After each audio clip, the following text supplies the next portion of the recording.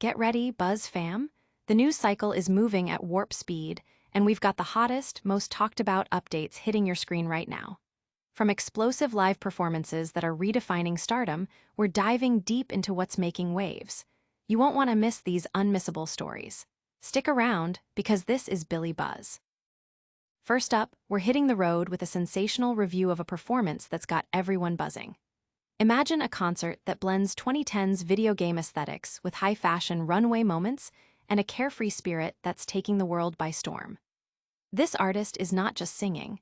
They're creating an entire universe on stage, complete with dazzling costumes and choreography that's both sensual and empowering. Next, we're diving into the fashion playbook of a rising star. This tour is a masterclass in Y2K revival, serving up neon looks, opulent costumes, and statement ensembles that are turning heads from London to Paris. We're breaking down the iconic outfits and how they perfectly capture the artist's signature style and the era's nostalgic charm. And finally, we're exploring how a new generation of stars is drawing inspiration from the legends of the past. We'll look at how one artist is channeling the iconic energy of pop royalty, blending historical references with a modern, edgy twist. Get ready for a deep dive into the performances that are making headlines and shaping the future of pop culture. Make sure you're subscribed and hit that notification bell so you don't miss a single second. A Star is Born, Addison Rae's electrifying debut tour. Can a girl just have fun? That's the electrifying question Addison Rae is posing to her audiences on her debut tour, a spectacle glittering with spontaneity and the unbridled spirit of summer. Rae has built her career on an unapologetically carefree persona, a shield that has not only deflected online negativity, but propelled her into a burgeoning music career. Her signature, spontaneous Von Dutch scream, famously featured on Charlie XCX's track, Brat, perfectly encapsulates Addison's brand of girly provocation, a style that is as captivating in her music as it is dynamic in her live performance. The concert unfolds like a modern cabaret.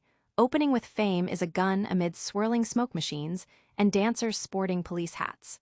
Rae makes her initial appearance in a striking deep blue dress, which is later shed to reveal neon fishnets and underwear, a bold transformation that sets the tone for the evening. These early costumes, worn by both Rae and her dancers, evoke the vibrant, playful aesthetic of the 2010s Just Dance We game.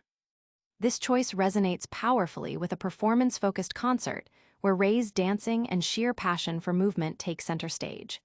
Tracks like To Die For and New York further amplify this 2010s video game vibe, saturated with effervescence and pulsating neon lights. The show is masterfully segmented, seamlessly transitioning between upbeat club anthems and more sultry, introspective numbers. Addison's rendition of In the Rain is a visual masterpiece, featuring a shimmering white mesh two-piece, sequined socks, and ethereal blue lighting. This segment embraces an opalescent, mermaidian aesthetic, drawing clear inspiration from the film Aquamarine. The choreography is fluid and sensual, enhanced by her dancers who expertly support Rae's artistic vision, lifting and guiding her across the stage. It's impossible to discuss the show's visual impact without acknowledging how intrinsically it's linked to her music. A significant part of Addison Rae's artistic identity lies in her embrace of feminine, languid, and artistic forms. This is particularly evident in High Fashion, a performance imbued with raw lust and intensity, amplified by vocals that are noticeably more raw and projected than on the studio recording. The lyrics themselves, such as, "I don't need your drugs, I'd rather get high fashion," underscore the profound importance of fashion in crafting Rae's public image. There's a distinct frivolity to Rae's dancing that perfectly mirrors the free-spirited nature of her music, as heard in lines like "All my fears fly out the window," makes it feel like summer forever. She fearlessly embraces her sexuality in her movement, challenging mainstream culture's often restrictive views and infusing her femininity with playful, expressive layers, all without a hint of shame. The concert culminates with Diet Pepsi, where Rae dons a princess-like white tutu dress. This closing number offers a more understated and natural contrast to the preceding high-energy performances. By shedding her shoes mid-song and casually tying up her hair, Rae transforms the final moments into a deeply personal experience, a departure from the earlier flamboyance. Much of the concert is dedicated to celebrating the joy of dressing up and indulging in fun, a theme echoed in her costuming and lyrics like, "The girl I used to be is still the girl inside of me." This cohesive visual narrative and deliberate costume selection serve to amplify Addison Rae's debut album, which itself is a celebration of femininity and the exhilarating nature of fame. But the show's impact doesn't end with the final note. Next, we're diving into the sartorial choices that are making this tour a fashion phenomenon. Y2K reigns supreme, Addison Rae's tour style evolution. As summer winds down and the next season approaches, Addison Rae has embarked on her self-titled tour, kicking off in Europe and bringing her signature Y2K aesthetic along for the ride.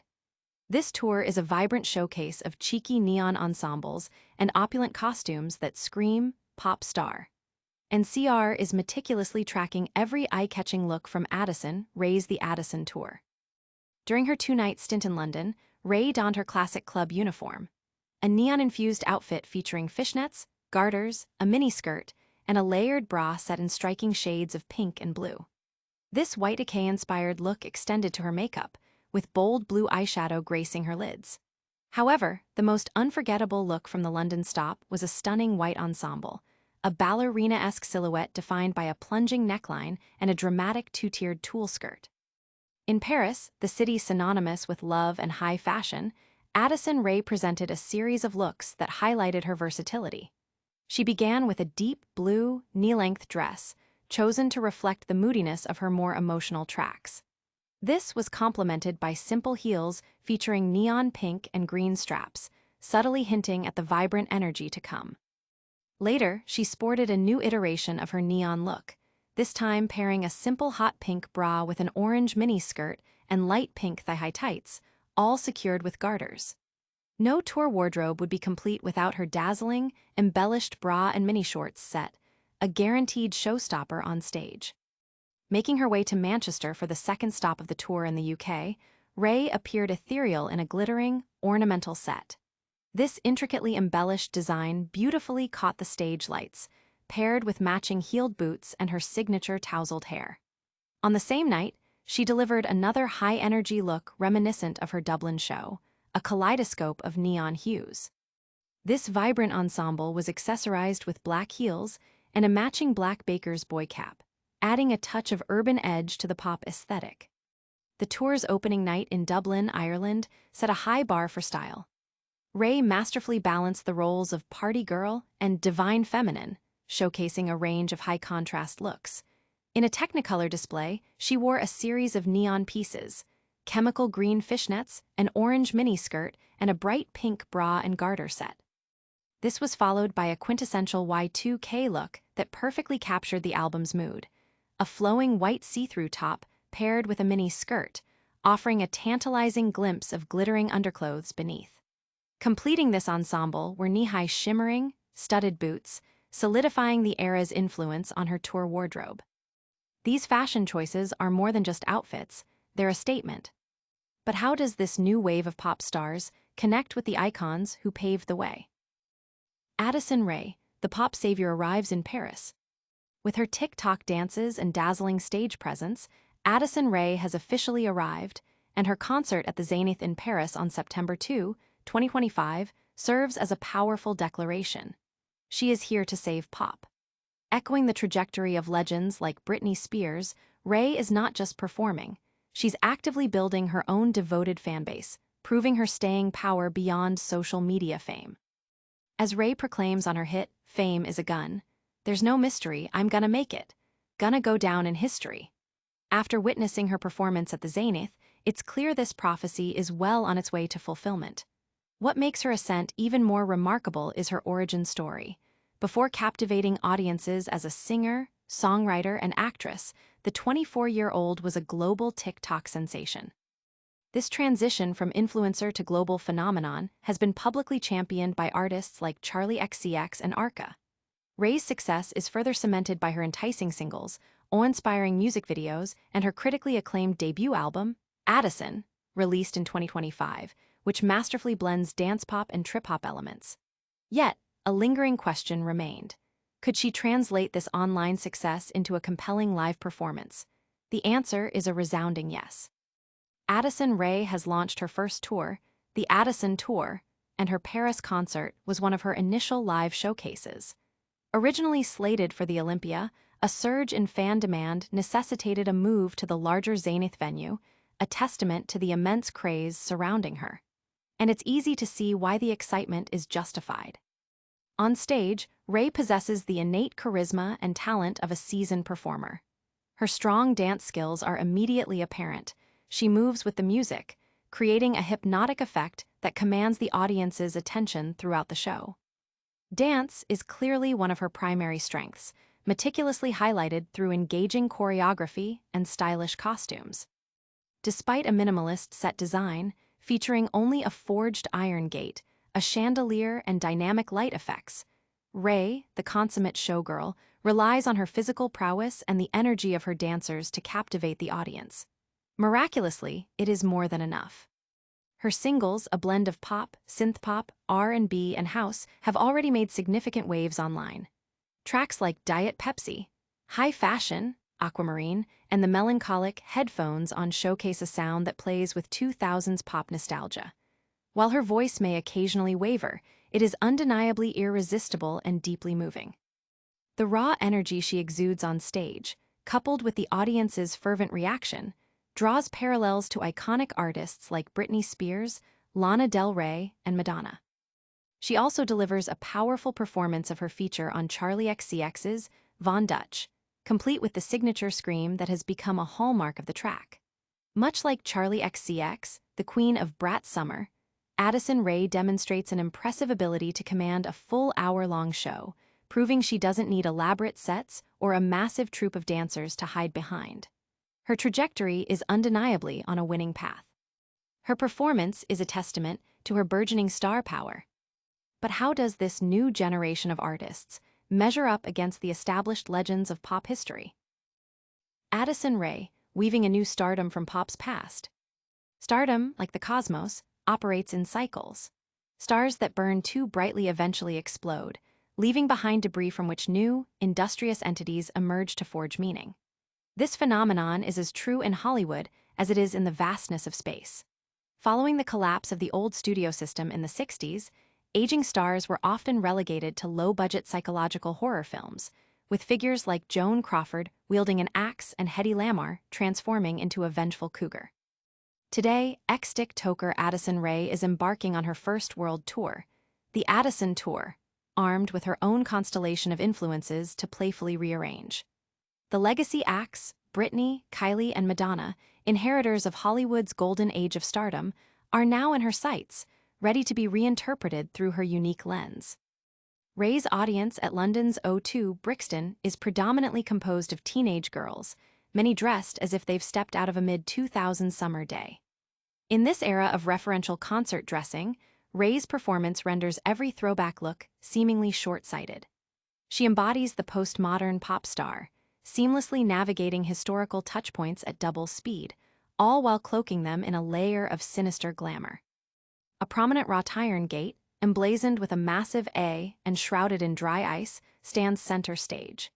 This prop, deliberately modeled after the one in Citizen Kane, is intended to evoke associations with fame, immense wealth, mystery, and corruption, themes of legendary excess. As Rae sings, "I've got a taste of the glamorous life," she sheds a 1950s-inspired dress to reveal a neon lingerie set, a stark visual contrast that mirrors the eclectic nature of her music. The songs themselves, much like the historical references, are a dizzying mix. Rae invites two fans on stage to enthusiastically screech along to her feature on Charli XCX's Von Dutch. She delivers a competent pastiche of Lana Del Rey on Summer Forever, and hints at mid-90s trip-hop brilliance on Headphones On. Periodically, she adopts a breathy Marilyn Monroe affectation to address the audience, feigning surprise when they cheer in response to her prompts. The narrative of her completely unexpected path to stardom is reinforced. She's just a humble girl from the Deep South, a narrative that conveniently aligns her with the mythos of Britney Spears, the mythological Dorothy Gale, and the protagonists of countless Hollywood stardom narratives. For the finale, her breakout hit Diet Pepsi. She dons an enormous white dress and reclines headfirst on the tiered steps, a clear visual homage to Madonna's iconic debut performance of Like a Virgin. This moment is clearly designed for her older gay fans, scattered amongst the Gen Z crowd, to grasp the message. A new star has been born. Her meteoric rise through TikTok fame seems almost secondary. This cosmic lineage is presented as the sole element of significance. Rae's show concludes in under an hour. As her dancers draw the gates closed, the elaborate superstructure of the performance crumbles, shedding stray megastars as the lights return.